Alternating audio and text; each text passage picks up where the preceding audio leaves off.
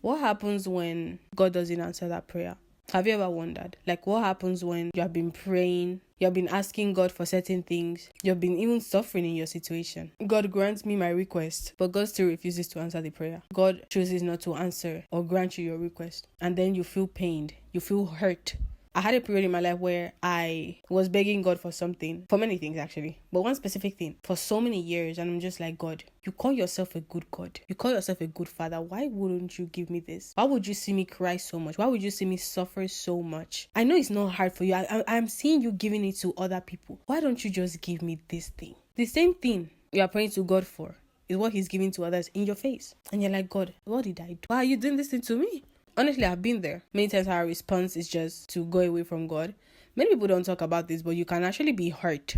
Because when you see God doing it for others, but he doesn't do it for you, you're just like, God, why are you being wicked to me? Many people don't talk about this, but some people feel abandoned by God. And they feel like God doesn't hear the words. God doesn't care. I didn't say with my mouth, but deep down I was like, God doesn't really care about people like that. He doesn't really love us like that. He likes us to suffer here and there, he doesn't talk much, and he has all the right to. And I'm like, oh yeah, God has all the right to do whatever he wants to do. But that loving God, that thing left a wound in me caused by my own ideology. It's not that God hurt me, but the idea I had of God, but I opened up to God. I cried. He healed that wound, that part of me that felt like God did not care. Something that God has been teaching me is that I can't necessarily say why he hasn't answered your own prayer. But all I know is that there are many reasons why he might have not answered, and it doesn't make him a wicked God. The fact that my situation has not changed does not change God. It does not change how good he is. It does not change how caring he is. It's really hard to say God still loves me despite not answering my prayer and seeing me suffer so much, and but all I know is that all things work together for those who love God. And if you love God, everything working together for your good. Even Paul had a situation where he had a thorn in his flesh,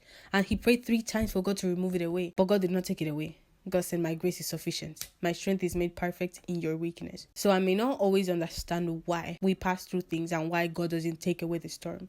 Sometimes it's easier for God to take away the storm than to pass through the storm. But God is saying, no, we are going to walk through it. Because this life is corrupt, because we are in a fallen nature, problems are bound to happen. And God isn't going to remove every single thing from our lives.